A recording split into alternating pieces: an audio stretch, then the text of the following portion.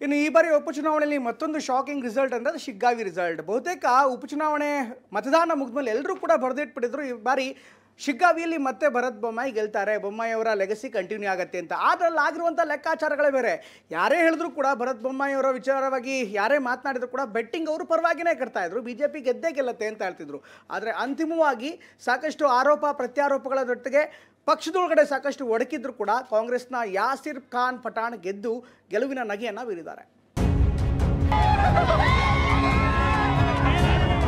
ಹಣದ ಹೊಳೆಯನ್ನು 2 ದಿವಸ ಹರಿಸಿ ಗೆಲುವನ್ನು ಸಾಧಿಸಿಕೊಂಡಿದ್ದಾರೆ. ಭರತ್ ಬೊಮ್ಮಾಯಿ ಸೋಲು ಅಂತ ನಾವು ಹೇಳಿಕೆ ಮಾಡ್ತಾರೆ. ಆಘಾತ ಎಲ್ಲ ಸಮಾಜದವರು ಕೂಡಿ ಕೆಲಸದ ಮುಖಾಂತರ ದೇಶಕ್ಕೆ ಒಂದು ಒಳ್ಳೆ ಸಂದೇಶ ಕೊಟ್ಟಿದ್ದಾರೆ.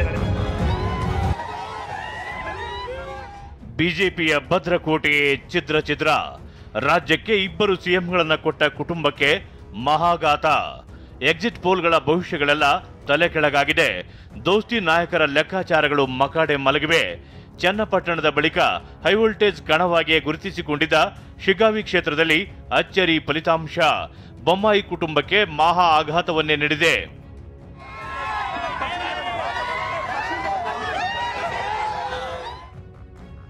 ಶಿಗ್ಗಾವಿಯಲ್ಲಿ ಬೊಮ್ಮಾಯಿಗೆ ಮುಖಭಂಗ, ಗೆದ್ದು ಬೀಗಿದ ಕಾಂಗ್ರೆಸ್. ಭರತ್ ಬೊಮ್ಮಾಯಿಗೆ ಸೋಲು, ಯಾಸಿರ್ ಪಠಾಣ್ ಜಯಬೇರಿ. ಆರಂಭದಿಂದಲೂ ತೀವ್ರ ಪೈಪೋಟಿಯಿಂದ ಕೂಡಿದ್ದ ಶಿಗ್ಗಾವಿ ಕ್ಷೇತ್ರದಲ್ಲಿ ಕಾಂಗ್ರೆಸ್ ಅಭ್ಯರ್ಥಿ ಯಾಸಿರ್ ಭರ್ಜರಿ ಜಯಬೇರಿ ಬಾರಿಸಿದ್ದಾರೆ.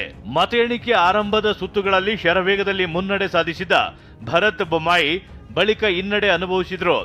ಕಾಂಗ್ರೆಸ್ನ ಯಾಸಿರ್ ಪಠಾಣ್ 1,587 ಮತ ಗಳಿಸುವ ಮೂಲಕ 13,448 ಮತಗಳಿಂದ ಗೆದ್ದು ಬೀಗಿದರು.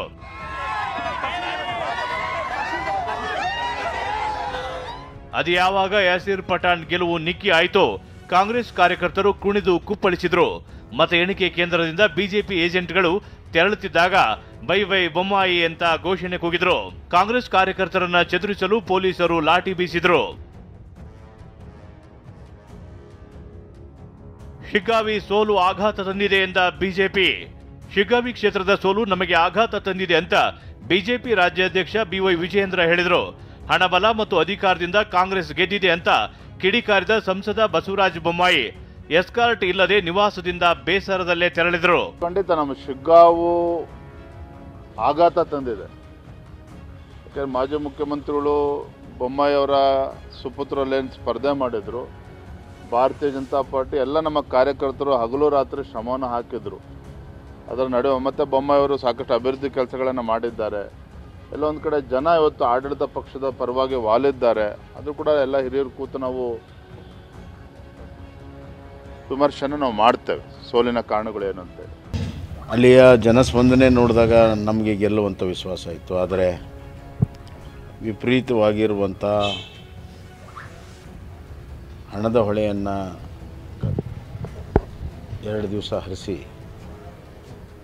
ಇವತ್ತು ಗೆಲುವನ್ನು ಸಾಧಿಸಿಕೊಂಡಿದ್ದಾರೆ. ಇಡೀ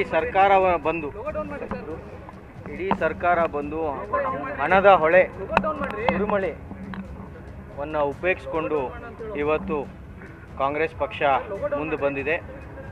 ನಾನು ಯಾವತ್ತಿದ್ರೂ ಶಿಗ್ಗಾಂವ್ ಸವಣೂರು ಜನತೆ ಒಳ್ಳೆಯದಾಗಲಿ, ಇನ್ನು ಅಭಿವೃದ್ಧಿ ಕೆಲಸಗಳು ಮುಂದುವರಿಲಿ ಅಂತ ನಾನು ಆ ದೇವರಲ್ಲಿ ಪ್ರಾರ್ಥನೆ ಮಾಡ್ತೀನಿ. ಕಾಂಗ್ರೆಸ್ನಲ್ಲಿ ಮುಸ್ಲಿಂ ಅಭ್ಯರ್ಥಿಯಾಗಿ ಯಾಸಿರ್ ಪಠಾಣ್ರನ್ನ ಆಯ್ಕೆ ಮಾಡಿದಾಗಲೇ ಇದು ಹಿಂದೂ ಮುಸ್ಲಿಂ ಮಧ್ಯೆ ಹೋರಾಟ, ಹಿಂದೂ ಮತಗಳು ಕಾಂಗ್ರೆಸ್ ಕೈ ತಪ್ಪಲಿದೆ ಅನ್ನೋ ಲೆಕ್ಕಾಚಾರ ನಡೆದಿತ್ತು.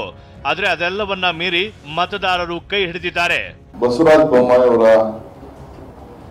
ಸುಪುತ್ರ ಭರತ್ ಬೊಮ್ಮಾಯಿದು ಸೋಲು ಅಂತ ಕೂಡ ನಾನು ಹೇಳಲಿಕ್ಕೆ ನಂಬ್ತಾ ಇರಲಿಲ್ಲ. ಅಲ್ಲೂ ಕೂಡ ಒಬ್ಬ ರಾಜ್ಯದ ಒಬ್ಬ ಮುಖ್ಯಮಂತ್ರಿಯಾಗಿ ಅಲ್ಲೂ ಕೂಡ ಅವರು ಆ ಜನರನ್ನ ನೋಡ್ತಾ ಇದ್ದಂಥ ಪ್ರೀತಿ ಭಾವನೆ ಗಮನದಲ್ಲಿಟ್ಕೊಂಡು ಕಳೆದ ವಿಧಾನಸಭೆ ಚುನಾವಣೆಯಲ್ಲಿ ಅಲ್ಲಿ 30,000ಕ್ಕೂ ಹೆಚ್ಚು ನಮ್ಮ ಅಭ್ಯರ್ಥಿ ಸೋತಿದ್ರು. ವಿಶೇಷವಾಗಿ ಅಲ್ಪಸಂಖ್ಯಾತ ಒಂದು ಸಮುದಾಯಕ್ಕೆ ಬಂದಂತ ನನ್ನನ್ನು ಇವತ್ತು ಎಲ್ಲ ಸಮಾಜದವರು ಕೂಡಿ ಗೆಲ್ಲಿಸುವ ಮುಖಾಂತರ ದೇಶಕ್ಕೆ ಒಂದು ಒಳ್ಳೆ ಸಂದೇಶ ಕೊಟ್ಟಿದ್ದಾರೆ. ಹಿಂದೂ ಮುಸ್ಲಿಂ ಆಗುತ್ತೆ, ಮುಸ್ಲಿಂ ಗೆಲ್ಲೋಲ್ಲ ಅನ್ನೋ ಭಾವನೆ ನಮಗೆ ಎಷ್ಟು ಜನ ಕೇಳಿದರು. ಮುಸ್ಲಿಂ ಬಿಟ್ಟು ಬೇರೆ ಕೊಡಬೇಕಾಗಿತ್ತು. ಆದರೆ ನಾವು ನ್ಯಾಯ ಕೊಡಬೇಕಾದ್ರೆ ಮುಸ್ಲಿಮಿಗೆ ಕೊಡಲೇಬೇಕಾಗಿತ್ತು, ಕೊಟ್ಟಿದ್ದೀವಿ, ಗೆಲ್ಲಿಸಿದ್ದೀವಿ. ಕಾರಣ ರೈಂದ ಮತ ಒಂದಾಯಿತು. ಜಿದ್ದಾಜಿದ್ದಿನ ಕಣದಲ್ಲಿ ಯಾಸಿರ್ ಪಠಾಣ್ ಗೆಲುವಿಗೆ ಕಾಂಗ್ರೆಸ್ ರಣತಂತ್ರ ರೂಪಿಸಿತು. ಪಠಾಣ್ ಜಯಭೇರಿಗೆ ಕಾರಣಗಳು ಏನೇನು ಅಂತ ನೋಡೋದಾದ್ರೆ, ಶಿಗ್ಗಾವಿ ಕ್ಷೇತ್ರದಲ್ಲೇ ಕೊನೆ ಕ್ಷಣದವರೆಗೂ ಸಿಎಂ ಸಿದ್ದರಾಮಯ್ಯ ಪ್ರಚಾರಕ್ಕಿಳಿದು ಕುರುಬ ಸಮುದಾಯದ ಮತಗಳನ್ನ ಹಿಡಿದಿಟ್ಟುಕೊಂಡ್ರು. ಇನ್ನು ಅಹಿಂದ ನಾಯಕತ್ವದ ನನ್ನನ್ನ ಮೂಡಾದಲ್ಲಿ ಸಿಲುಕಿಸಿದ್ದಾರೆಂದು ಸಿಎಂ ಹೇಳಿದ ಮಾತು ಅನುಕಂಪದ ಮತ ಸೆಳೆದಿತ್ತು. ಹೊಂದಾಣಿಕೆ ರಾಜಕೀಯಕ್ಕೆ ಮುಕ್ತಿ ಹಾಡಿದ್ದ ಕಾಂಗ್ರೆಸ್ ನಾಯಕರು ಈ ಉಪಚುನಾವಣೆಯನ್ನ ಗಂಭೀರವಾಗಿಯೇ ಪರಿಗಣಿಸಿ ಎದುರಿಸಿದ್ರು. ಸಚಿವ ಸತೀಶ್ ಜಾರಕಿಹೊಳಿಯಂತೂ ತಮ್ಮದೇ ಚುನಾವಣೆ ಎಂಬಂತೆ ಶಿಗ್ಗಾವಿಯಲ್ಲೇ ಠಿಕಾಣಿ ಹೂಡಿ ಅಹಿಂದ ಮತಗಳ ಕ್ರೋಢೀಕರಣ ಮಾಡಿದ್ರು. ಬಿಜೆಪಿ ನಂಬಿಕೊಂಡಿದ್ದ ಲಿಂಗಾಯತ ಮತದಾರರು ಕಾಂಗ್ರೆಸ್ ಕೈ ಹಿಡಿದಿದ್ದಾರೆ. ರಾಜ್ಯ ಕಾಂಗ್ರೆಸ್ ನಾಯಕರು ಶಿಗ್ಗಾವಿಯಲ್ಲೇ ಬೀಡು ಬಿಟ್ಟು ಪ್ರಚಾರ ಮಾಡಿದ್ರು. ಅಷ್ಟೇ ಅಲ್ಲ, ಬಂಡಾಯ ಎದ್ದಿದ್ದ ಅಜ್ಜಂಪೀರ್ ಖಾದ್ರಿ ಮನವೊಲಿಸಿ ಮತಗಳು ಕೈ ಜಾರದಂತೆ ತಂತ್ರ ರೂಪಿಸಿದ್ರು. ಇನ್ನು ಬಿಜೆಪಿಯ ಭರತ್ ಬೊಮ್ಮಾಯಿ ಸೋಲಿಗೆ ಕಾರಣಗಳೇನು ಅನ್ನೋದನ್ನ ವಿವರವಾಗಿ ಹೇಳ್ತೀವಿ ನೋಡಿ. ಕಾಂಗ್ರೆಸ್ ವಿರುದ್ಧ ಬಿಜೆಪಿ ಹೂಡಿದ್ದ ವಕ್ಫ್ ಬ್ರಹ್ಮಾಸ್ತ್ರ ವಿಫಲವಾಗಿದೆ. ಬೊಮ್ಮಾಯಿ ಪ್ರಯೋಗಿಸಿದ್ದ ಹಿಂದುತ್ವದ ಅಸ್ತ್ರ ಕೈ ಹಿಡಿಯಲಿಲ್ಲ. ಪಂಚಮಸಾಲಿ ಮತದಾರರು ಕಾಂಗ್ರೆಸ್ ಕಡೆಗೆ ವಾಲಿದ್ದು ಪ್ಲಸ್ ಆದ್ರೆ 10% ಮುಸ್ಲಿಂ ಮತಗಳು ಕಾಂಗ್ರೆಸ್ ಅಭ್ಯರ್ಥಿಗೆ ಜೈ ಎಂದಿದ್ದು ಬಿಜೆಪಿಗೆ ಹೊಡೆತ ಕೊಟ್ಟಿದೆ. ಶಿಗ್ಗಾವಿಯಲ್ಲಿ ಅನಾಯಾಸವಾಗಿ ಗೆಲ್ತೀವಿ ಅನ್ನೋ ಅತಿಯಾದ ಆತ್ಮವಿಶ್ವಾಸದಲ್ಲಿದ್ದ ಬೊಮ್ಮಾಯಿ ಮತ್ತು ಬಿಜೆಪಿಗೆ ಈ ಫಲಿತಾಂಶ ಆಘಾತ ತಂದಿದ್ರೆ ಕಾಂಗ್ರೆಸ್ಗೆ ಹೊಸ ಬೂಸ್ಟ್ ನೀಡಿದೆ. Bureau report, TV9.